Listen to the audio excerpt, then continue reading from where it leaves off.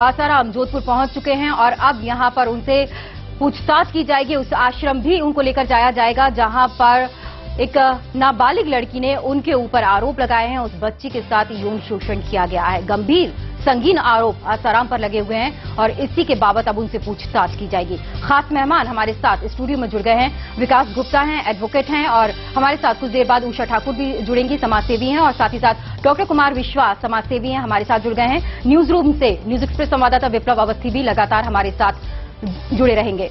सबसे पहला सवाल विकास जी आपसे ही, कानून अपना काम कर रहा है, कानून को अपना काम करने दीजिए।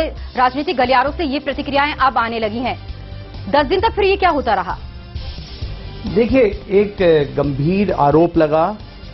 आसाराम जी एक वरिष्ठ धर्मगुरु रहे हैं, तो जोधपुर पुलिस ने एक मौका दिया उनको कि आप आइए और इन्वेस्टिगेशन ज्वाइन करिए। और इतने एक लंबे समय तक 3 दिन तक उनको एक वक्त दिया गया कि आप 30 तारीख तक पेश हो जाइए। और कायदे से अगर उन्होंने कुछ भी नहीं किया था तो उन्हें वहां पेश हो जाना चाहिए था। बात यह है कि एक 3-4 दिन का वक्त रहा है, देश में एक माहौल बन गया उसकी वजह से, और फिर पुलिस को जबरन इंदौर जाकर के उन्हें अरेस्ट करके जोधपुर ले जाना पड़ा। जी, डॉक्टर कुमार विश्वास भी हमारे साथ है।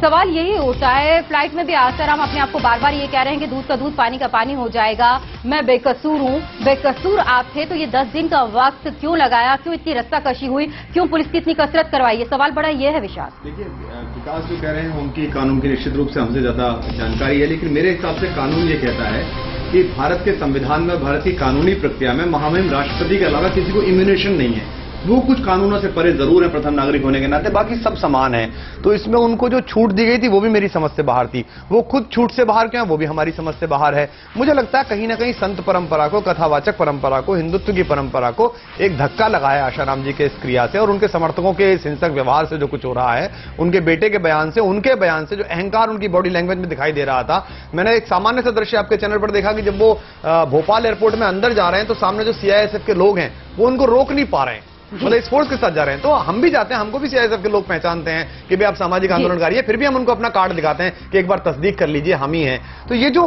कानून से ऊपर उठने की प्रक्रिया है, वो चाहे जामा मस्जिद के बिल को लेकर हो, जहां 6.5 करोड़ रुपए का बिल आज तक अंदर दे नहीं पा रही है बिजली कंपनी कि 6.5 करोड़ बकाया भाई साहब दे दीजिए, या जितने विभिन्न अदालतों से समन है बुखारी के खिलाफ वो अंदर नहीं पहुंच पाए, या आसाराम हो, ये गलत संकेत जाता है। और सबसे बड़ी बात तो शिवानी, मैं उस लड़की की हिम्मत को दाद देता हूं। 15 साल की बच्ची ने हिम्मत की, उसे दोनों हाथों सलाम है।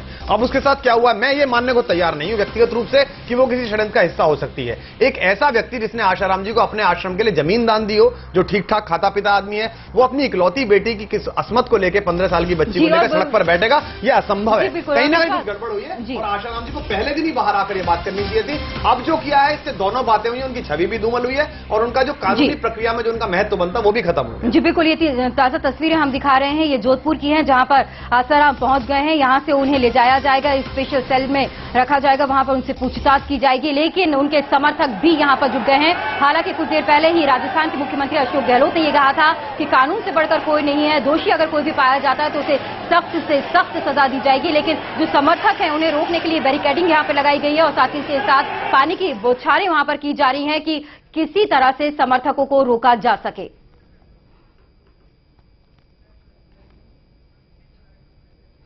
और वहीं कांग्रेस के महासचिव दिग्विजय सिंह ने आसाराम की गिरफ्तारी पर बीजेपी पर निशाना साधा है। दिग्विजय सिंह ने ट्वीट किया है और कहा है कि महिलाओं पर हो रहे अत्याचारों को लेकर सुषमा स्वराज बहुत कहती हैं, लेकिन अब वो आसाराम के मामले में चुप क्यों हैं?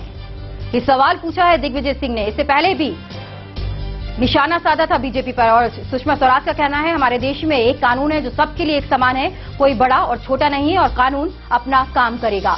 10 दिन के बाद ये प्रतिक्रिया सुषमा स्वराज की आई है। हालांकि सवाल शुरू से यही पूछा गया है कि महिला होने के नाते और एक नेता होने के नाते, एक जिम्मेदार नेता होने के नाते सुषमा स्वराज आगे क्यों नहीं आई हैं? लेकिन अब ट्वीट के जरिए उन्होंने कहा है कि कानून सबके लिए एक समान है। दिग्विजय सिंह के ट्वीट पर पलटवार किया है सुषमा स्वराज ने।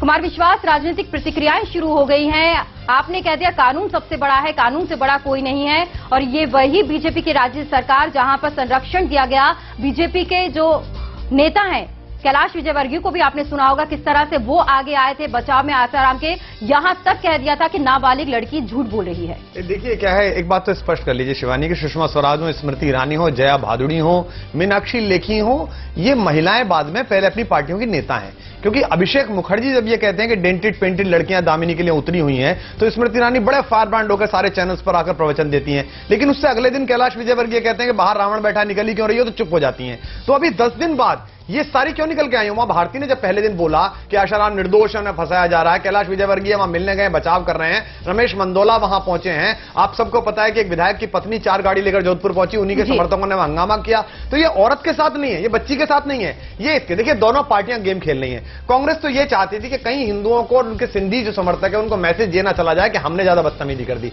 हमने खूब समय दिया, हम क्या करते साहब, मीडिया ने बहुत प्रेशर बना दिया था, बड़ी थूथू हो रही थी, इसलिए हमें बापू को उठा के लाना पड़ा। वो तो ये कह रहे हैं। और भाजपा ये चाह रही है कि जो हिंदू वोट बैंक है, लेकिन वो शायद गलतफहमी में है।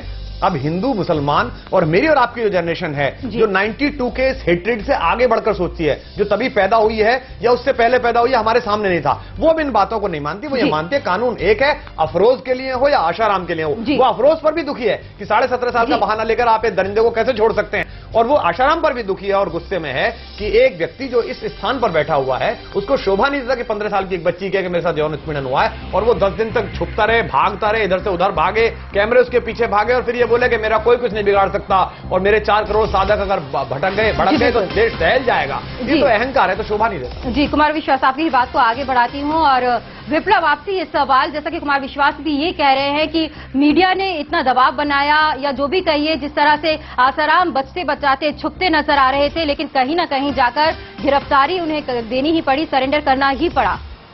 देखिए निश्चित रूप से इसके अलावा कोई उपाय भी उनके पास नहीं था। ये तो पुलिस को हालांकि बहुत दिनों पहले करना चाहिए था। शिवानी, मैं आपको बताना चाहूंगा 15 अगस्त की ये घटना है। 19 अगस्त को बाकायदा दिल्ली में 0 FIR होती है। उस 19 अगस्त की FIR को 21 अगस्त को जोधपुर पुलिस उस FIR में बदलती है। सीधे तौर पर आसाराम बापू को करीब 9 दिन का समय मिलता है। पुलिस कहती है आप हमसे इन्वेस्टिगेशन ज्वाइन करिए, अपनी बात रखिए, लेकिन आसाराम बापू नहीं आते। किन कारणों से नहीं आते उसका साफ तौर पर आप मतलब समझ सकते हैं, राजनीतिक कारण है। लेकिन सबसे महत्वपूर्ण शिवानी पॉइंट है कि आखिर कभी भी इस तरह के आपराधिक एलिगेशन किसी भी व्यक्ति के ऊपर लगते हैं, ये राजनीतिक दलों के बीच एक मोटी मोटी अपने पक्ष की प्रक्रिया आने लगती है। प्रतिक्रिया जो जिस पार्टी से जुड़ा हुआ है, जो जिस संगठन से जुड़ा हुआ है, उसकी प्रतिक्रिया उसके समान होने लगती है।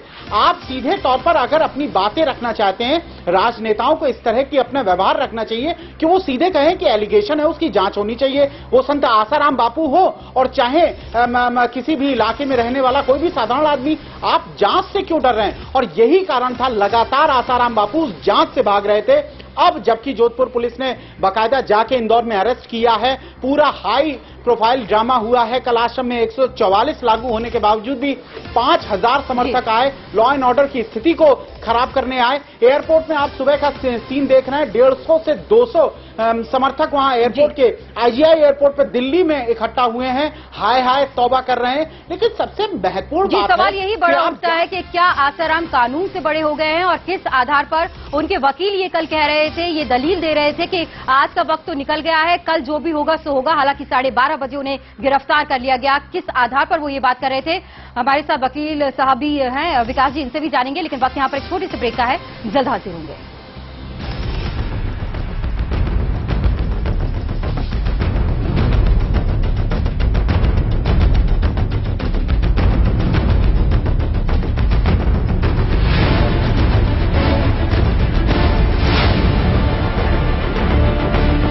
आप अपना डव शैम्पू लौटाएंगी? नो चांस, कभी नहीं।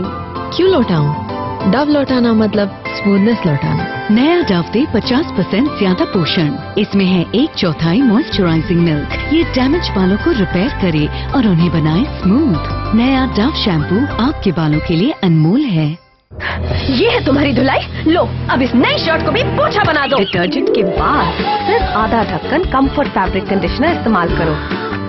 ये डिटर्जेंट से धुले कपड़ों की चमक बनाए रखता है ताकि वो दिखे नए जैसे। Comfort fabric conditioner. बार से धोने से अक्सर निशान रह ही जाते हैं। आपको चाहिए नया विम जेल। इसकी असली नींबू शक्ति पूरी तरह घुल के कड़ी चिकनाई हटाए बिना कोई निशान छोड़े। Vim double power gel. मैं अपने रूखे बिखरे बालों से बड़ी परेशान थी। तभी मेरे स्टाइलिस्ट ने मुझे सालों पावरफुल फ्रिज कंट्रोल की सलाह दी, जिसका असर दिखे 2 दिन तक। नया ट्रेसेमे केराटिन स्मूथ कम सल्फेट वाला क्लेंजिंग सिस्टम जो है केराटिन युक्त, जिससे बाल बने पहले से ज्यादा स्मूथ और स्ट्रेट, और मेरा स्टाइलिस्ट भी हो जाए उन पर फिदा। पाइए पहले से ज्यादा स्मूथ और स्ट्रेट बाल नए ट्रेसेमे केराटिन स्मूथ से। सैलून स्टाइल जैसे बाल घर पर हर रोज। इतने कैमरास? नर्वस हो? Of course not. हर छोटी डिटेल दुनिया क्लोजअप में देखेगी। डैंड्रफ भी। I have nothing to hide. Really? देखते हैं। कैमरास तुम पे भी हैं। डैंड्रफ दिखने का चांस ही नहीं। विद क्लियर इसका न्यूट्रीमॉल कॉम्प्लेक्स स्कैल्प को नरिश करे और डैंड्रफ हटाए। जब कुछ नहीं छुपाने को तो बहुत कुछ है दुनिया को दिखाने को। क्लियर।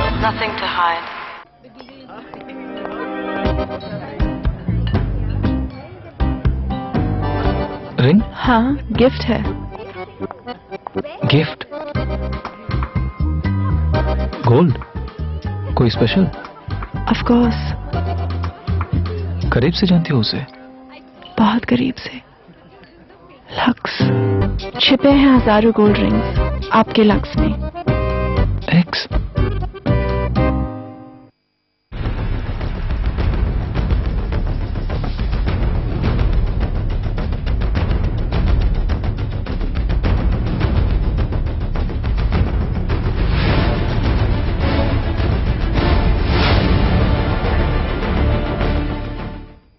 जोधपुर पुलिस ने आसाराम को गिरफ्तार कर लिया है। देर रात इनकी गिरफ्तारी हुई है, उसके बाद दिल्ली लेकर आया गया है आसाराम को, और उसके बाद उन्हें जोधपुर ले जाया गया है और अब यहां पर उनसे पूछताछ की जाएगी। लेकिन आसाराम की गिरफ्तारी पर अब सियासत भी गरमाने लगी है। राजस्थान के मुख्यमंत्री अशोक गहलोत कहते हैं कि कानून से ऊपर कोई नहीं है। बीजेपी कहती है हंगामे और लुका छिपी की वजह से आसाराम की छवि खराब हुई है। मैंने पहले दिन ही कहा था कि कोई भी आरोपी हो, निष्पक्ष जांच होगी और कड़ी से कड़ी कार्रवाई होगी, कड़ी से कड़ी सजा मिलनी चाहिए। मैंने पहले दिन ही कहा था और आपने देखा कि पुलिस ने पहले उनको सम्मन जारी किया। 30 तारीख नहीं पहुंचे तो वो उसके बाद में पुलिस वापस गई उनको अरेस्ट करने के लिए और कल उनको अरेस्ट कर लिया गया। अब उनको जोधपुर लाया जा रहा है और मैं समझता हूं कि उसके बाद में जो मौका तस्दीक होता है वो किया जाएगा और आगे और पूछताछ की जाएगी। उसके बाद में कोर्ट में पेश किया जाएगा और फिर आगे की कार्रवाई होगी। आप निश्चिंत रहें, क्योंकि कोई भी घृणित कार्य करे, चाहे वो कोई आदमी कितना बड़ा क्यों नहीं हो, उसको कड़ी से कड़ी सजा मिलनी चाहिए, ये हमारा मानना है। इतना ज्यादा हंगामा और इतना ज्यादा लुका छुपी के वजह से उस चीजों में और उनकी छवि खराब हुई है। इसलिए अभी भी जो कुछ कानून कर रहा है काम कर रहा है, जो सच्चाई होगी वो सामने आएगी। अगर वो निर्दोष होंगे तो वो देश के सामने आ जाएगा, अगर वो दोषी होंगे तो उस कानून अपने हिसाब से काम। खास मेहमान लगातार हमारे साथ जुड़े हुए हैं। विकास जी, सवाल बड़ा यही है कि जब आप ये कह रहे हैं सारे नेता कि कानून से बड़ा कुछ नहीं है और कानून अपना काम कर रहा है, लेकिन तब कानून कहाँ गया था जब आसाराम लुका छिपी का खेल खेल रहे थे इस पुलिस के साथ? तब कानून कहाँ गया था जब रात को इनके वकील ये कहते हैं कि आज का दिन तो निकल गया है, अब कल होगा जो भी होगा। हालांकि गिरफ्तारी हो गई थी रात को। शिवानी जी, अगर देखा जाए और विप्लव ने भी जिस तरह से बात कही अपनी कि 20 तारीख को दिल्ली में 0 FIR लिखी गई, 164 के बयान कराए गए और FIR ट्रांसफर कर दी जोधपुर, क्योंकि वहीं पे ही ये इंसिडेंट हुआ था। आप देखें तो इसमें पुलिस को या कानून की प्रक्रिया को कुछ ज्यादा हम संदेह में नहीं ला सकते। उन्होंने बड़ा अच्छा काम किया है, अपने केस को बड़ी अच्छी तरह से रखा और साथ ही साथ आसाराम बापू को भी एक मौका दिया कि आप आइए और अपनी इन्वेस्टिगेशन ज्वाइन करिए और बड़ी पारदर्शक रूप से इन्वेस्टिगेशन को किया जाए। जी, आज जब वो 3 दिन का जो उन्हें मोहलियत दी गई कि 30 अगस्त तक आपको जोधपुर रिपोर्ट करना है, और जब उन्होंने नहीं किया तो पुलिस ने बड़े संवेदनशील रूप से किसी भी लॉ एंड ऑर्डर की स्थिति को ना बिगाड़ते हुए वहां गए।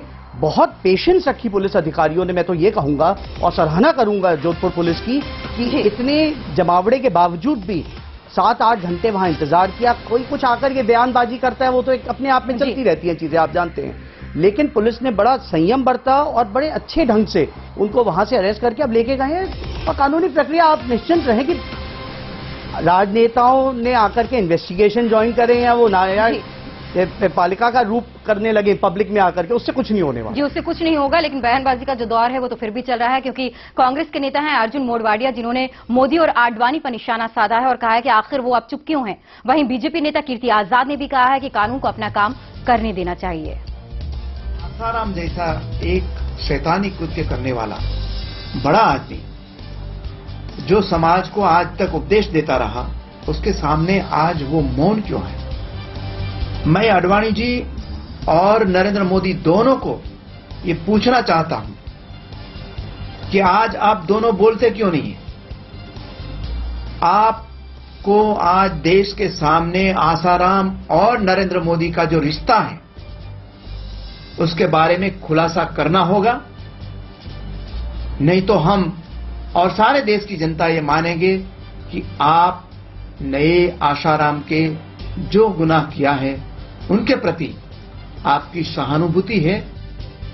को अपनी प्रक्रिया करनी चाहिए, वो आसाराम बापू हो, चाहे हम हो या आप हो या कोई दूसरा हमारा व्यक्ति हो। जो गलत है, आरोप लगे हैं, अगर आप कहते हैं आप पर नहीं है तो आप जाइए, तफ्तीश होने दीजिए और दूध का दूध और पानी का पानी होने दीजिए। कानून की अगर लोग इस प्रकार से अवहेलना करेंगे तो कानून में विश्वास ही नहीं रहेगा। वैसे भी अब देश में तो कानून नाम की कोई चीज है नहीं। और वहीं दिल्ली बीजेपी की नेता आरती मेहरा ने कहा है कि ऐसे लोगों को कड़ा दंड मिलना चाहिए जो करोड़ों लोगों की आस्था से खिलवाड़ करते हैं। बहुत दुर्भाग्यपूर्ण है ये सब। मतलब एक इतना बड़ा संत जिसमें देश के लाखों नहीं शायद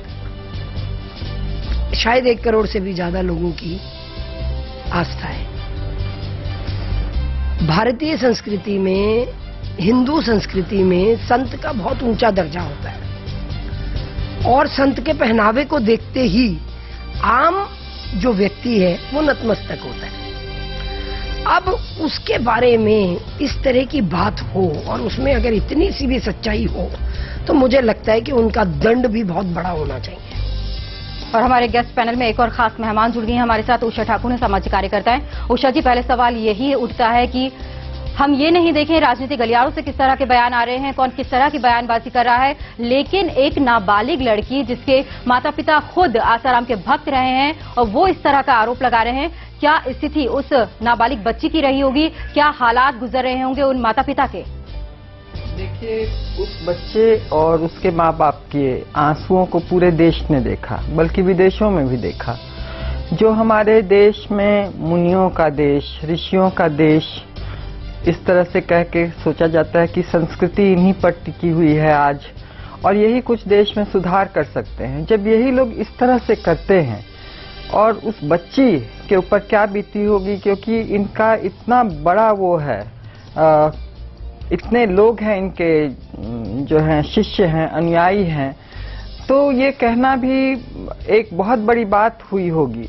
क्योंकि कुछ 2009 की भी बात आप जाने कि 2 बच्चे मर गए थे उनके उसमें, जिसमें से कि 7 आदमी पकड़े गए थे, जिसमें से 7वां जो है जिसने कुछ बयान देने की कोशिश की तो उसे शूट करके मार दिया गया। आज तक वो एक गुत्थी थी, सुलझी नहीं। उसके पहले भी एक आदमी की मौत हो चुकी है वहां पर, उससे पहले 2007 या कोई ऐसे ही आंकड़ा था। तो पुलिस की नजर में जो ये इन्वेस्टिगेशन लगातार दौड़, फिर उनको वो बता रही है कि आपको हम पकड़ने आ रहे हैं, तो उनको कहीं न कहीं मौका पुलिस ने भी दिया है कि आप अपने सारे जो भी प्रूफ है मिटा दीजिए ताकि आप निर्दोष साबित हो सकें। और इसलिए पुलिस भी इस तरह से इतना टाइम लगा रही है। जब ये साबित है, एक लड़की जब रो रही है, उसका पिता रो रहा है, तो महिलाओं के लिए जो हुए हैं कानून, और सुप्रीम कोर्ट ने भी जो कहा है कि सब बराबर हैं जो कानून की नजर में, चाहे वो खास जनता हो या आम जनता हो, ये खास जनता में से आते हैं जी, तो उसके अनुसार पुलिस को भी उसी तरह कार्रवाई करनी चाहिए, चाहे वो खास हो या आम हो। सब बराबर है, हमारे फंडामेंटल राइट्स में भी सबको समानता का अधिकार है। तो फिर आज कहाँ गया अधिकार? इतने दिन से क्यों पुलिस इनके पीछे पीछे लुका छुपी का काम खेल खेल रही है? He is playing I spies with them. Usha ji, police अपना काम कर रही है, वो ये कह रही है कि हम जो हमसे बन रहा है और कानून के तहत हम हमारा काम कर रहे हैं। महिला संगठन है, कई आगे आते हैं, हमेशा जोर शोर से बात उठाते हैं, लेकिन नाबालिग बच्ची को लेकर अभी तक कोई महिला संगठन के ऊपर उसकी तरफ से कोई इस तरह का ना धरना प्रदर्शन किया गया है। ये सिर्फ एक बच्ची के साथ उसका यौन शोषण नहीं किया गया है, उसकी अस्मिता पर प्रहार किया गया है, उसकी इज्जत पर प्रहार किया गया है। एक परिवार पर क्या बीत रही होगी जब उसकी मासूम बच्ची के साथ इस तरह की घिनौनी हरकत, वो भी एक संत कहे जाने वाले आसाराम ने की है। देखिए, महिला संगठन भी लगी हुई है, सबने चिट्ठियां डाली हैं, दी है, इनके अरेस्ट की बात की है, क्योंकि कोई भी संगठन, आपने देखा है आज देश में कितने आंदोलन हो रहे हैं, कितने आंदोलन हुए, बंद हुए 16 दिसंबर के बाद से जी। लेकिन आंदोलन के बाद थोड़ी देर के लिए जैसे समुद्र में पत्थर मारा जाता है, सब कुछ आंदोलित होता है, उसके बाद फिर सब शांत, क्योंकि ये सरकार, ये सत्ता, ये ऐसी सत्ता है जो सपाट दीवार की तरह है, जिस पर जनता लाख से टकराए, लेकिन वहां से एक आवाज भी नहीं गूंजती है वापस। तो इस सरकार के विरुद्ध क्या आवाज की जाए? जी, हम चिट्ठी लिखकर आरटीआई। जी बिल्कुल, मेरा सवाल एक ये भी रहेगा आपसे जी, कुमार विश्वास, आपसे मेरा सवाल आपसे यही रहेगा, जब एक लड़की के साथ इस तरह से बलात्कार किया जाता है 16 दिसंबर का, जैसा कि उषा जी जिक्र कर रही हैं, जन आक्रोश सड़कों पर उतर आता है, राजनीति जो महिला से जुड़ी हुई है वो लोग सड़कों पर उतर आती हैं, क्योंकि ये मामला आसाराम से जुड़ा हुआ था। क्या इसलिए राजनेता जो महिलाएं हैं वो आगे नहीं आई हैं, वो यहाँ पर सिर्फ राजनेता हैं जो बयानबाजी करें? मैं इस पर भी आपसे चर्चा करूंगी, इसका भी आपसे बिल्कुल उषा जी आपसे जवाब लूंगी। वक्त यहाँ पर एक छोटे से ब्रेक का है, जल्द हाजिर होते हैं।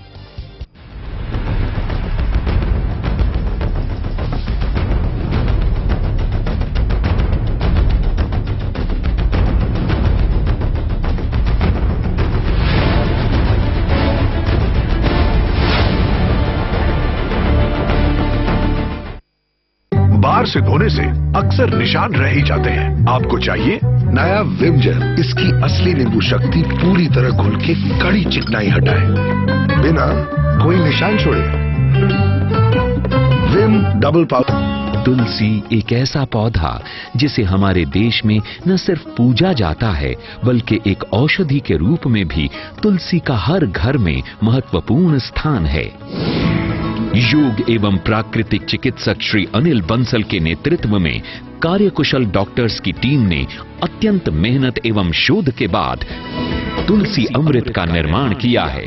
तुलसी अमृत की 2 बूंदों को पानी, चाय, शहद या दही आदि में मिलाकर लेना है, क्योंकि ये पेट के दर्द को, पाचन शक्ति को और जो नेगेटिविटी जो शरीर में आ जाती है उसको ये निकाल देती है। तो तुलसी अमृत का जो सेवन करेंगे तो इससे जो बीमारियां, जो हमारे आने वाली बीमारियां वो तो दूर होंगी, और जो कुछ बीमारियां हो चुकी हैं वो भी दूर होने लगेंगी। यदि आप भी तुलसी अमृत के गुणकारी लाभ प्राप्त करना चाहते हैं तो स्क्रीन पर आ रहे इन नंबर्स पर अभी कॉल कीजिए।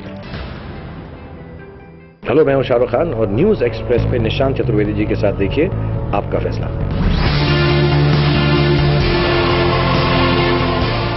क्योंकि ये घड़ी है फैसले की।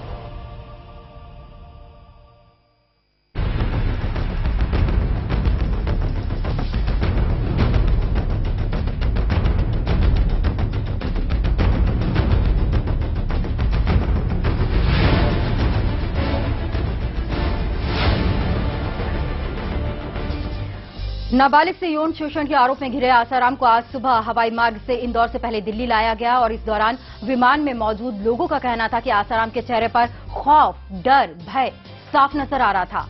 और हो भी क्यों ना, आखिर आसाराम की करतूत ही ऐसी है। कभी आंखें बंद तो कभी खोलते, ये है संत आसाराम। गिरफ्तारी के बाद मन की बेचैनी और खौफ चेहरे पर साफ नजर आ रहा है। कभी भगवान को याद करते तो शायद कभी अपने आप को कोसते हैं कि आखिर वो क्या कर बैठे। ये नजारा उस वक्त का है जब आसाराम को जोधपुर पुलिस की मौजूदगी में इंदौर से विमान के रास्ते दिल्ली लाया जा रहा था। विमान में मौजूद लोगों की माने तो आसाराम डरे सहमे से नजर आ रहे थे। भगवान को, ऊपर वाले को जो है याद कर रहे थे। इसके वो काफी उदास थे, कभी खोलते, कभी आँख खोल के देखते थे, कभी इधर देखते थे, फिर आवाज नहीं निकल रही थी। हाँ देखा, आवाज नहीं निकल रही थी, बहुत उदास था, पूरे उदास थे कि कुछ बोल ही नहीं पा रहे थे। मतलब ये जैसे पुलिस की कस्टडी में थे ना, इसलिए जैसे भयभीत हो जाते हैं ना, एकदम डर रहता हो जाता है।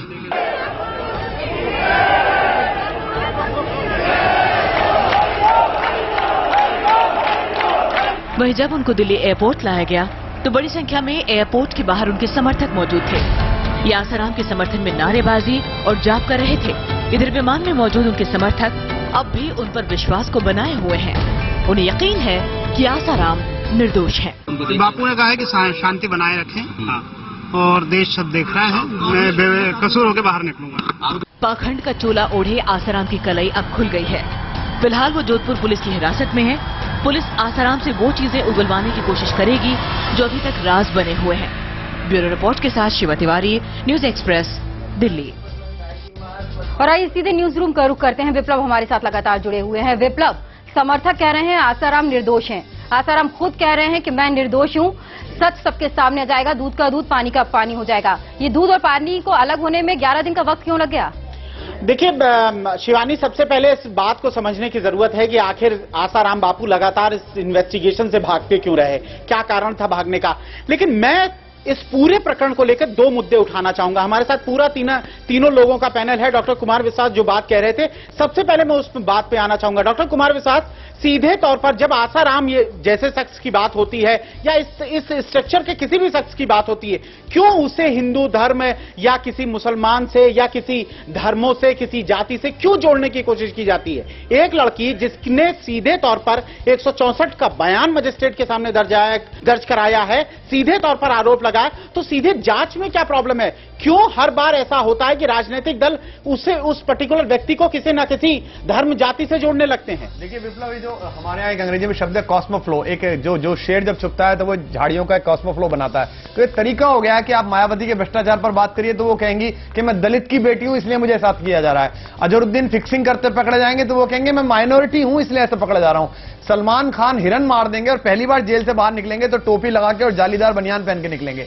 जुम्मे के दिन नमाज पढ़ेंगे, बताएंगे, पढ़ते होंगे, वो निश्चित रूप से पढ़ते होंगे, मैं इस बात को नहीं कह रहा। तो ये आदत बन गई है कि आप अपनी चीजों को छुपाने के लिए एक धार्मिक चोगा ओढ़ लेते हैं और इसी का फायदा शायद भारतीय जनता पार्टी ने उठाना चाहा। क्योंकि आज उस बच्ची के पिता का जो स्टेटमेंट आया, अगर आप अपने चैनल पर देखें तो वो ये कह रहे हैं कि मुझको जो धमकी मिल रही है उसमें साधक लोग कह रहे हैं कि बस 6 महीने रुक जाओ, 6 महीने बाद सरकार आ रही है हमारी, उसके बाद हम तुम्हें बताएंगे।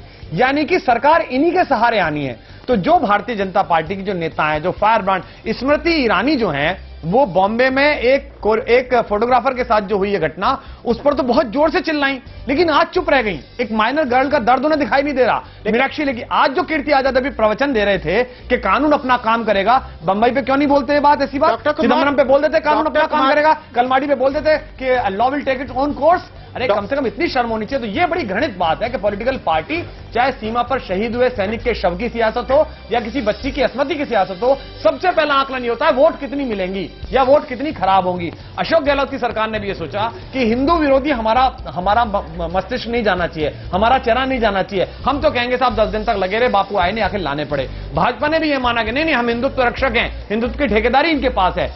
और विप्लव, मैं आपको बताऊं कि आप ध्यान से देखिएगा, 84 कोसी परिक्रमा भी यही हुआ।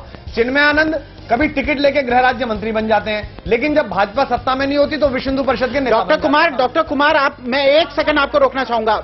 डॉक्टर कुमार, इस बात को आप मानते हैं, सीधे तौर पर मानते हैं कि इस लड़की के मामले में कोई महिला संगठन नहीं निकले? जहां तक 16 दिसंबर की बात थी, सब जानते थे कि अक्यूज किस स्तर पे हैं, वो घटना किस स्तर पे थी, गैंग रेप हुआ था। लेकिन आसाराम का जो जिस तरह का कद है, समर्थक हैं, राजस्थान पुलिस कहती है कि अगर उन्हें गिरफ्तार करेंगे तो लॉ एंड ऑर्डर बिगड़ेगा। आप मानते हैं कि अभी तक संगठन निकले नहीं है? दिल्ली के जंतर मंतर अभी सूखा है, रामलीला मैदान में कोई प्रदर्शन नहीं। मैं बता दूं आपको विप्लव, हमारे आंदोलन में भी भारतीय जनता पार्टी और आरएसएस के लोग तब तक आए जब तक उन्हें लग रहा था कि कांग्रेस के खिलाफ आंदोलन है, इसकी लहर पर चढ़ो और सत्ता तक पहुंच जाओ। जब उन्हें लगा भ्रष्टाचार के खिलाफ है और सारी पार्टियों के भ्रष्टाचार के खिलाफ है, तो वो कहने लगे कांग्रेस के एजेंट है। और यही हो रहा है दिल्ली में भी। तथाकथित महिला संगठन, कुछ लोग काम कर रहे हैं, लेकिन दिल्ली में टीवी कैमरे के जो क्रू होते हैं, उनके सामने चेहरा चमकाने की जो कवायद होती है, क्योंकि शाहजहांपुर में उपलब्ध नहीं है, जोधपुर में उपलब्ध नहीं है, इसलिए साहस नहीं हो रहा। और दूसरा, आशाराम के जो सैनिक हैं, उनका जो बिहेवियर है, जो मीडिया के साथ भी हुआ, अभी आईबीएन के उन्होंने कैमरे तोड़े और आईसीयू में जाना पड़ा एक मीडिया कर्मी को, उसका एग्रेशन देखते हुए लोग सड़कों पर नहीं उतरे हैं और वो संगठन प्रदर्शन नहीं कर रहे हैं। ये बड़ी शर्म की बात है कि 15 साल की एक बच्ची अपनी लड़ाई खुद लड़ रही है। और मैंने अभी तक, वो मैं नाम नहीं लूंगा, वो तथाकथित चेहरे जो चैनल के पैनल्स पर बैठ के डिबेट करते हैं, जो जंतर मंतर पर दिखाई देते हैं, जो विजय चौक पर दिखाई देते हैं कैंडल लिए हुए, वो आज नहीं निकले आशाराम के खिलाफ। ये भय यही है कि एक तो वो भाजपा से सीधे नहीं भिड़ना चाहते, आशाराम से सीधे भिड़ना नहीं चाहते, और एक शाहजहांपुर जोधपुर ऐसी जगह है जहां 24 24 घंटे की कवरेज नहीं है। उषा जी ये क्यों शांति क्यों छाई हुई है? उषा जी, विप्लव उषा जी कुछ कहना चाहती हैं? जी। तो वो लोग इस असमंजस में हैं, कह रहे हैं कि आशाराम बापू के पास तो इतने पैसे हैं, इतना ये है। तो एक मिनट, इसके आगे का जवाब सुनिए। तो इतना पैसा है तो वो चाहते तो चुपचाप कुछ भी कर सकते थे, मामला खुल के कैसे आ गया? तो सारे लोग स्तब्ध हैं कि इस तरह से कैसे खुल के आ गया। उन लोगों को ये लग रहा है कि वो कुछ भी कर सकते थे, लेकिन पता कैसे चला लोगों को। तो इस तरह की बात है। लेकिन एक मिनट, लेकिन हमारे संगठन चिट्ठी लिख रहे हैं, हम लोग बात कर रहे हैं, ऐसी कोई बात नहीं, इसमें हंसने की बात नहीं है। हम लोग लगातार इसमें वो और इसके विरोध में भी है। शिवानी जी, एक बात मैं इसमें कहना चाहूंगा। कल मैं आप ही के चैनल पे था जब 16 दिसंबर के गैंगरेप के पहले अक्यूज का वर्डिक्ट आया था, और बात जहन में ये उठ के आई कि वहां ये हुआ कि एक नाबालिग ने ऐसा दुष्कर्म किया और आज आया एक धर्मगुरु। तो आज शायद देश में और हमारे बीच में चर्चा का विषय थोड़ा सा स्तर बढ़ा करके हमें हिंदू धर्म की या भाजपा की बात ना करते हुए आज हमें ये सोचना चाहिए कि जब समाज में चरित्र का, एक मिनट उषा जी मैं कंप्लीट कर दूं, कि जब आज हम देख रहे हैं कि समाज में चरित्र का पतन हो रहा है और धर्म गुरु वो किसी भी धर्म के हों, मुसलमान हो या हिंदू हो, कृष्ण हो, जीसस क्राइस्ट के मानने वाले हो, वो जब एक आचरण पेश कर रहे हैं समाज में और जिसको हजारों लाखों और करोड़ों लोग फॉलो कर रहे हैं, वहां आज चर्चा का विषय ये होना चाहिए कि अगर धर्म गुरुओं का भी चरित्र इस आधार पे आ जाएगा तो एक आम नागरिक को इस देश में क्राइसिस ऑफ कैरेक्टर की जो बात हो रही है उस बात पे मेरा सवाल नहीं कुमार विश्वास, मेरा आपसे सवाल ये उषा जी, जैसा कि कह रही हैं कि सुनने में ये आया कि उनके पास अगर इतना पैसा था तो पैसे देकर ऐसा काम क्यों नहीं कर सकते थे वो, लेकिन सवाल बड़ा ये है कि आस्था उन पर लोगों की इतनी है, खुद बताते हैं वो 4 करोड़ से ज्यादा उनके समर्थक हैं, उनके भक्त हैं, अनुयायी हैं उनके, उसके बाद भी एक परिवार अगर इतना हौसला दिखा रहा है, उनकी बच्ची के साथ अगर गलत हुआ है वो उसके खिलाफ आवाज उठा रहा है, वो भी शायद ये जानता है कि राजनीतिक दबाव उस पर कितना होगा, लेकिन आप उस परिवार की मानसिक स्थिति आप समझ सकते हैं क्या रही होगी कि उसको मीडिया के सामने, लोगों के सामने आना पड़ा है और अपने घर की मासूम बच्ची को सामने लाना पड़ा है कि इस बच्ची के साथ गलत हुआ है। देखिए शिवानी, इसमें फैक्ट फाइल शायद आपके दर्शकों को पता चलना चाहिए। वो जो व्यक्ति हैं उन्होंने काफी बीघे जमीन, काफी एकड़ जमीन आशाराम को अपने आश्रम बनाने के लिए दी है, इसलिए ऐसा नहीं वो आश्रम का विरोधी है। उनकी बच्ची गुरुकुल में पढ़ती है, वो दोनों पति पत्नी, उनका परिवार, वो बहुत सालों से आशाराम के फॉलोवर हैं, उनको गुरु समझ के उन्होंने उस बच्ची को सौंपा था कि बच्ची, उनके बेटे सारा परिवार उनका समर्थक है, सारा परिवार अपनी जमीन जायदाद दे चुका है। ऐसे के साथ हुआ। दूसरा जो विप्लव कह रहे थे और जो अभी विकास जी ने कहा है कि धर्मगुरुओं का आचरण, ठीक ऐसा ही केस जिसमें बलात्कार नहीं था, हत्या का आरोप था, हिंदुओं के सबसे पूज्य, आशाराम तो संत भी नहीं है, आशाराम एक कथावाचक है, वो अपने आप को संत कहते हो, संत तत्व की एक अलग परंपरा है, उसमें एक जूना अखाड़ा है, महामंडलेश्वर की प्रक्रिया है, साधु संत तय करते हैं, वो संत नहीं है। और हर बार कुंभ में इनके तंबू पे ड्रामा होता है, इन्हें ज्यादा जगह चाहिए, लोग कहते हैं संत नहीं है, कथावाचक को इतनी नहीं मिलती है। मैं उन्हें संत नहीं मानता, मैं अपने आप को इससे कम हिंदू नहीं मानता, मेरे हिंदू के सर्टिफिकेशन के लिए किसी आशाराम भक्त की आवश्यकता नहीं है। जगतगुरु शंकराचार्य कांची कामकोटी पीठ के थे, एक हत्या के मामले में एक गवाह ने यह कह दिया कि साहब उनकी भी इसमें धारणा शामिल थी, उनकी भी योजना शामिल थी।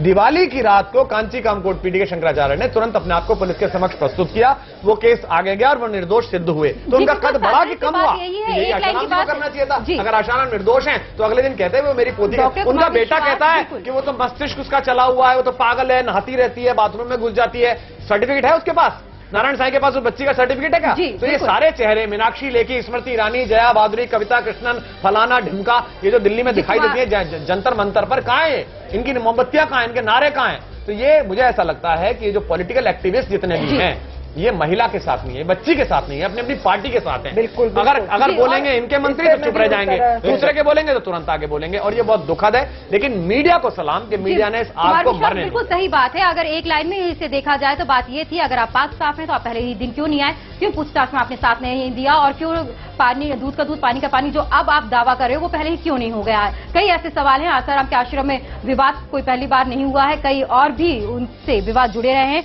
वो भी आपको बताएंगे। खास मेहमान लगातार हमारे साथ जुड़े हुए हैं। वक्त यहाँ पर एक छोटे से ब्रेक का है, जल्द हाजिर होंगे।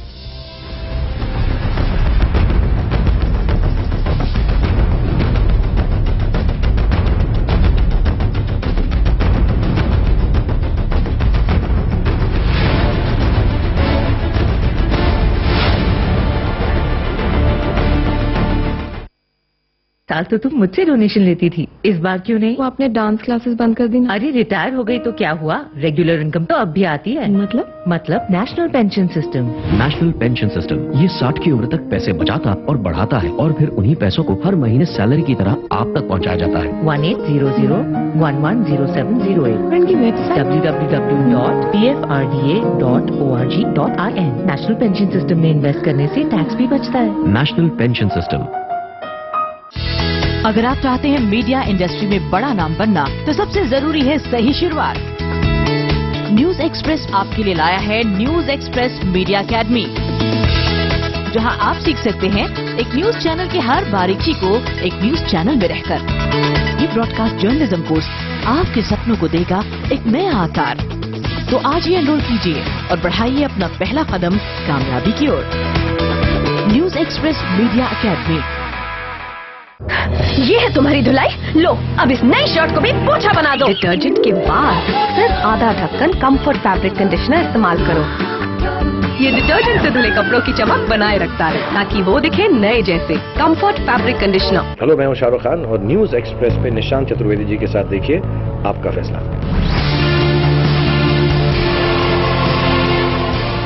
क्योंकि ये घड़ी है फैसले की।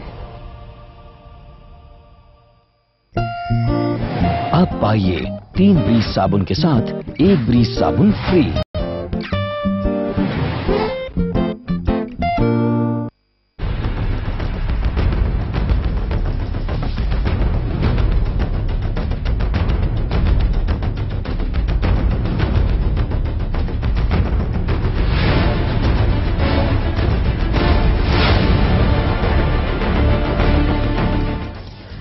स्वागत है। ब्रेक के बाद एक बार फिर आपका। आसाराम के आश्रम में कोई विवाद हुआ हो, ये पहला मामला नहीं है। 5 साल पहले यानी कि 2008 में आसाराम के आश्रम में 2 बच्चों की मौत का मामला उठा था। उन बच्चों के परिवार वालों की माने तो अगर पुलिस ने 5 साल पहले ही कार्रवाई की होती, छात्रा से यौन शोषण का ये मामला सामने नहीं आया होता। न्यूज एक्सप्रेस संवाददाता भौमिक व्यास ने बात की उन बच्चों के परिवार वालों से। 3 जुलाई 2008 को अहमदाबाद में 2 बच्चों की मौत को लेकर पूरे गुजरात में हंगामा हुआ था। परिवार का कहना था कि दोनों बच्चों की मौत आसाराम बापू के आश्रम में बलि के लिए दी गई थी, लेकिन 5 साल से वो जगह आज भी जारी है। जब एक लड़की के बलात्कार की शिकायत के बाद राजस्थान सरकार 11 दिनों में आसाराम को इंदौर के आश्रम से उठाकर गिरफ्तार करती है, तो अब परिवार को लग रहा है कि कहीं ना कहीं उनकी जंग सफल हो गई है। हम आपको बता दें कि ये दोनों बच्चे हैं, दीपेश और अभिषेक, जो अहमदाबाद के आश्रम में पढ़ाई करते थे। इनके परिवार को इन बच्चों को आसाराम आश्रम पर पूरा विश्वास था, लेकिन जब अचानक एक खबर आती है कि दोनों बच्चों की मौत हो गई है और 3 दिन बाद वो लाश जब मिलती है तब उनके शरीर के सभी अंग निकाले जाते हैं, तब से परिवार जंग लड़ रहा है कि कहीं ना कहीं आश्रम का हाथ है। लेकिन 5 साल से गुजरात में नरेंद्र मोदी की सरकार में आसाराम बापू बेखौफ अपना सत्संग करते हैं, लाखों भक्तजन उनके पास आते हैं, लेकिन किसी तरह का कोई कदम नहीं उठाया जाता। हमारे साथ दीपेश के पिता प्रफुल्ल भाई मौजूद है, उनसे बात करेंगे। प्रफुल्ल भाई, ये बताएं कि कल गिरफ्तारी हुई है, क्या मानते हैं आप? आपको लगता है कि 5 साल के बाद अब आपको कई उम्मीद की किरण नजर आ रही है? जरूर। जो अभी 5 साल के बाद जो आसाराम की राजस्थान पुलिस ने जो गिरफ्तारी की, तो उसके वो बात में हमको ऐसा लगता है हमारे केस में भी कहीं ना कहीं हमको न्याय मिलेगा। तो वो केस जो बच्चों को मौत हुआ है उसके बारे में हम लोग आगे कार्यवाही करने के लिए देखते हैं कि हाईकोर्ट में क्या करें, लेकिन न्याय मिलेगा ऐसा मुझे उम्मीद लगती है। आपको लगता है कि कल जब गिरफ्तारी हुई, जिस तरह राजस्थान सरकार, राजस्थान पुलिस काफी अड़ग रही, काफी तौर पर अड़ी रही, क्या गुजरात सरकार अगर इस तरह कदम उठाती तो आपको न्याय पहले मिल जाता? देखिए, जो राजस्थान सरकार ने जो आसाराम को गिरफ्तारी की हुई है, तो जो गुजरात सरकार ने पहले 5 साल पहले किया होता तो आज बच्ची की बलात्कार भी नहीं होते और दूसरे भी जो गुनाह किया है 5 साल के अंदर आसाराम ने, वो गुनाह भी नहीं होता। गांधीनगर में जो पुलिस के ऊपर लाठीचार्ज किया है आसाराम आदमी ने, वो भी नहीं होता अगर गुजरात सरकार ने पहले से हमारे 2 बच्चों की जो बलि दी, जो मार डाला हुआ है, मर्डर किया हुआ है, उसके बारे में जो आसाराम की धरपकड़ की होती तो ये बहुत से गुने नहीं होते। फिर भी खुशी है कि आसाराम की गिरफ्तारी हुई? जरूर, फिर भी खुशी है कि ये आसाराम की गिरफ्तारी हुई और ऐसा लगता है अभी हमारे दोनों बच्चों को न्याय मिलेगा। तो ये थे प्रफुल्ल भाई, जिनका साफ कहना है कि जिस तरह राजस्थान सरकार ने कदम उठाया वही कदम अगर गुजरात सरकार ने 5 साल पहले उठाया होता तो ये शिकायत भी दर्ज नहीं होती, क्योंकि आसाराम बापू जेल के अंदर होते। लेकिन आज भी परिवार की उम्मीद जिंदा है कि एक दिन ऐसा निश्चित आएगा कि उनके बच्चों की मौत को लेकर उनकी जो असत्य के सामने सत्य की जो जंग जारी है, वहां पर कहीं ना कहीं वो सफल हो पाएंगे। कैमरामैन अवनीश कुमार तिवारी के साथ में भौमिक व्यास, न्यूज एक्सप्रेस, अहमदाबाद। तो पीड़ित परिवार का यही कहना है कि 5 साल पहले अगर कार्रवाई की गई होती तो आज ये हालात नहीं बने होते। विकास जी, आपसे सवाल मेरा कि अब कानून क्या कहता है, आगे क्या हो सकता है, क्योंकि आसाराम जोधपुर पहुंच चुके हैं, यहां पर उनसे पूछताछ की जाएगी।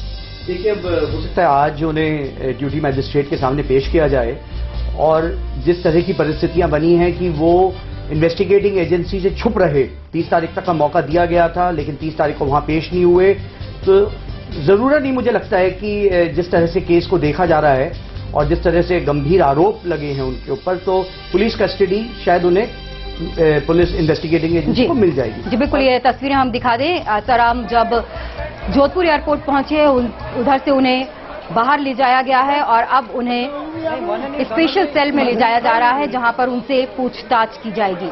सीधी तस्वीरें आप देख रहे हैं। जोधपुर एयरपोर्ट पहुंचने के बाद उन्हें ले जाया गया है स्पेशल सेल, यहां पर उनसे पूछताछ की जाएगी। या सुबह की तस्वीरें हैं जब एयर इंडिया के विमान में बैठे थे, इंदौर से उड़ान भरी थी दिल्ली के लिए। हालांकि जो पैसेंजर उनके साथ थे उनका ये कहना था गुमसुम है, सहमे हुए थे आसाराम, चिंतित थे, और ये तनाव की लकीरें उनके चेहरे पर भी साफ नजर आ रही हैं। दूसरों को तनाव दूर करने के गुर सिखाने वाले आसाराम आजकल खुद तनावग्रस्त हो गए हैं। जोधपुर एयरपोर्ट बाहर की ये तस्वीरें हैं। जोधपुर एयरपोर्ट जैसे ही पहुंचे, यहां पर भी सुरक्षा के खास इंतजाम किए गए हैं। कुछ देर पहले ही राजस्थान के मुख्यमंत्री अशोक गहलोत ने भी बताया था कि कानून अपना काम कर रहा है, कानून से बड़ा कोई नहीं है, और दोषी जो भी पाया जाएगा उसके खिलाफ सख्त से सख्त कार्रवाई की जाएगी।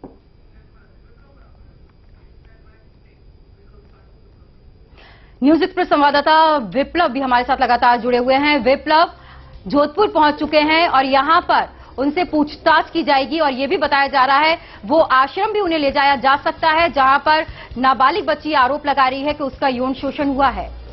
बिल्कुल, जो पुलिस अपनी प्रक्रिया है, इन्वेस्टिगेशन की प्रक्रिया है, वो तो निश्चित रूप से पूरी करेगी। जहां तक मुझे लगता है कि अदालत के सामने पेश किया जाएगा, पुलिस इनकी रिमांड भी ले सकती है, और अगर नहीं रिमांड लेती है तो कहीं ना कहीं बापू को जेल जाना पड़ सकता है। हालांकि आसाराम बापू ने भी बयान दिया है, उन्होंने कहा कि वो अपवित्र हो जाएंगे अगर जेल जाएंगे, तो निश्चित रूप से जेल से कहीं ना कहीं उनको भय भी लग रहा है। डॉक्टर कुमार विश्वास, सीधे तौर पर आसाराम बापू की अगर बात करें, ये एलिगेशन लगातार उन्हीं के अगेंस्ट में क्यों लगते हैं? बार बार हर साल अगर देखें तो हर 6 महीने में कोई ना कोई नया एलिगेशन। आखिर ऐसे कौन से लोग हैं जो उनके पीछे लगे हुए हैं इस तरह? नहीं विप्लव, एक तो मुझे समझ में नहीं आता है कि ऐसा देश की सरकार को उनसे क्या खतरा है। दूसरा, अभी आप लोगों ने जो बाइट चलाई थी, भौमिक रिपोर्ट कर रहे थे जी, अहमदाबाद का जो ये केस है, इसमें त्रिवेदी कमीशन बनाया था नरेंद्र मोदी जी की सरकार ने। उस त्रिवेदी कमीशन की अगर आप रिपोर्ट पढ़ेंगे तो उसमें साफ लिखा हुआ है कि पूरी गुजरात सरकार, अंग्रेजी में लिखा है, that is on knees before Asaram and his son to record his statement for 1.5 year. 1.5 साल तक घुटनों के बल बैठी रही सरकार के बापू, आप और आपका बच्चा इस मर्डर पर एक अपना स्टेटमेंट दे दीजिए, और स्टेटमेंट नहीं दिया। तो एरोगेंस की स्थिति ये है, ये जो साधकों का जवाब है ना, इसका एरोगेंस। तो मुझे लगता है कि इस तरह के अहंकार से और बात बिगड़ती है। आसाराम ने ऐसा कुछ नहीं कर दिया कि उनके खिलाफ कोई अंतर्राष्ट्रीय षड्यंत्र हो। मुझे लगता है कि कल जो नारायण साईं ने स्टेटमेंट दिया था बाहर निकल के, वो बहुत बड़ा बयान है। उन्होंने कहा मैं 101% कह सकता हूं बलात्कार नहीं हुआ। तो शायद उनको सिखाया होगा वकीलों ने, विकास भाई ज्यादा अच्छे से बता पाएंगे, कि पेनिट्रेशन को बलात्कार कहा जाता है और ये नहीं हुआ था या कुछ और हो गया है। तो वो सोच रहे होंगे इसमें कोई मिडवे है। लेकिन उन्होंने 10 दिन तक जो लुका छिपी की है, मजिस्ट्रेट के सामने ये भी उनके खिलाफ जाएगी, और कोई रीजन नहीं बनता है भारत की न्यायपालिका के पास अब कि उन्हें न्याय रिमांड पर ना दिया जाए, और शायद वहां से ही सत्य निकलेगा। आसाराम के चेहरे पर वो तनाव दिख रहा है, उनकी बॉडी लैंग्वेज और चलने में ये बात दिखाई दे रही है। कहीं ना कहीं ये बात उनके दिमाग में आ गई है कि अब बचाने के लिए भारतीय जनता पार्टी के वो तथाकथित जो नंबरदार उनके चारों तरफ थे वो नहीं है, कांग्रेस से जो उनकी बातचीत चल रही थी वो टूट गई है, और मीडिया के दबाव की वजह से, मैं दोबारा रेखांकित करूंगा, सोशल नेटवर्किंग मीडिया और मेन स्ट्रीम मीडिया, उसने इस स्टोरी को जिस करेज के साथ लिया है वो अपने आप में बड़ी बात है। मैं सारे चैनल्स पे लगातार देख रहा हूं, उनकी वजह से बात पहुंची है वहां पर। मुझे लगता है कि अब इसमें न्याय होने की संभावना दिखने लगी। जी उषा जी, आपको लगता है 11 दिन में जो कुछ भी हुआ है महिला संगठनों की तरफ से, महिला राजनेताओं की तरफ से, क्या ये पर्याप्त था? उन्हें आगे नहीं आना चाहिए था?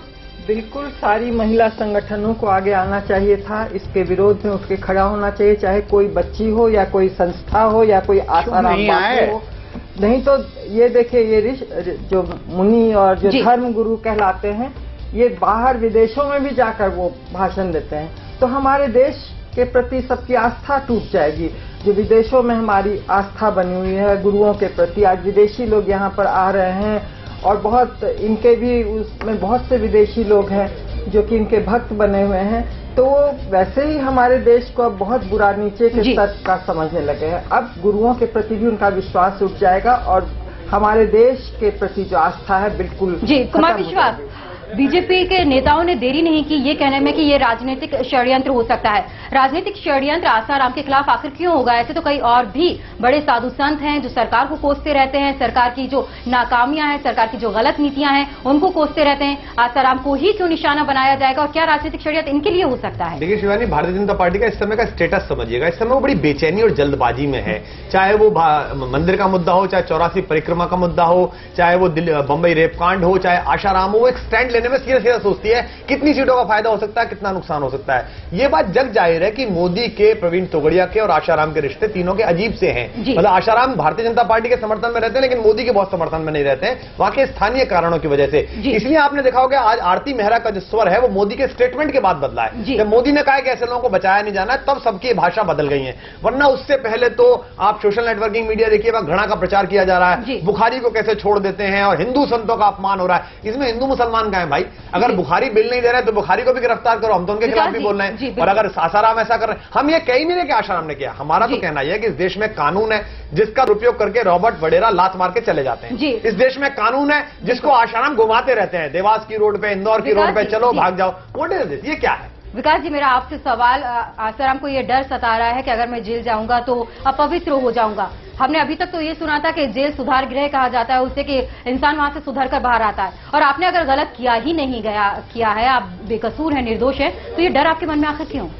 देखिए, उनके पिछले कई दिनों का जो एक बॉडी लैंग्वेज रही और तनाव रहा, जैसे आपने कहा कि वो औरों का तनाव कम करते हैं लेकिन कुछ दिनों से उन्हीं का तनाव बढ़ता गया, वो कुछ इशारा कर रही है। इशारा क्या कर रही है ये तो जांच के बाद ही पता चलेगा।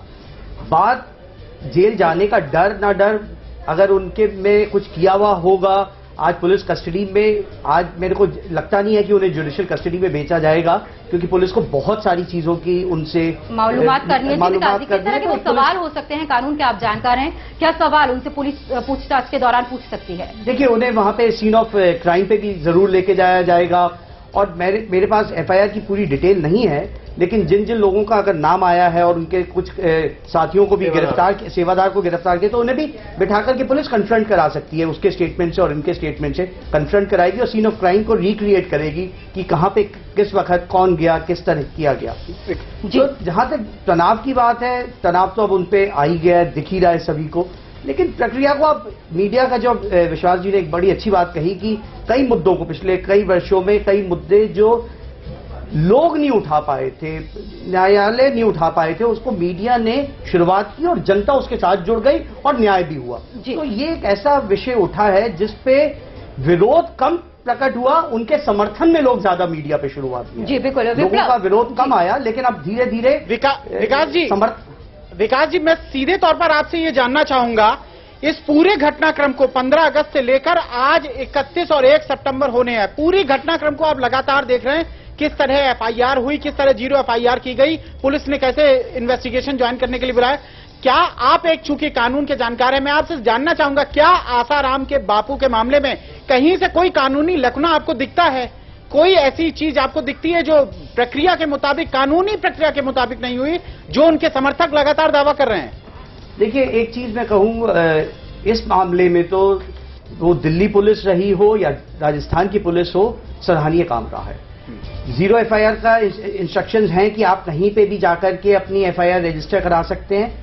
किया, 164 के बयान यहां रिकॉर्ड हुए, सारी फाइल को पुख्ता करके मेडिकल करके जोधपुर को भेज दिया गया।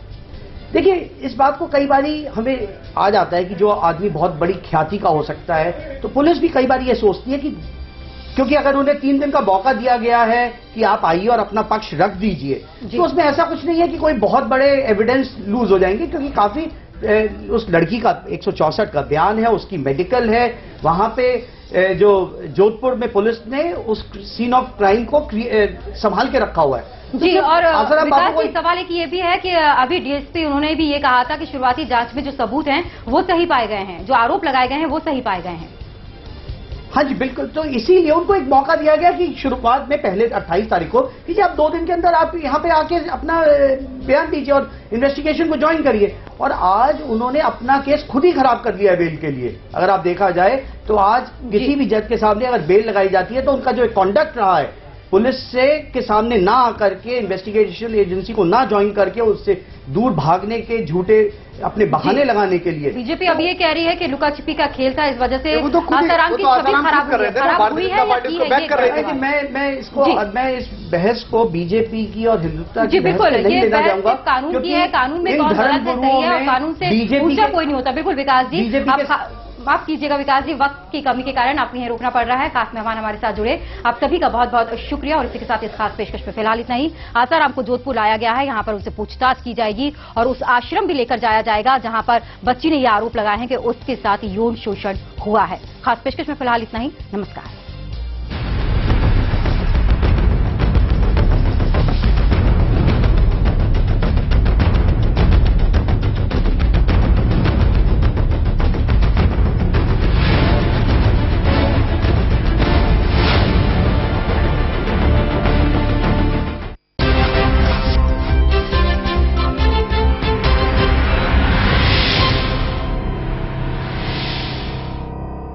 अपना डव शैम्पू लौटाएंगी? नो चांस, कभी नहीं। क्यों लौटाऊं? डव लौटाना मतलब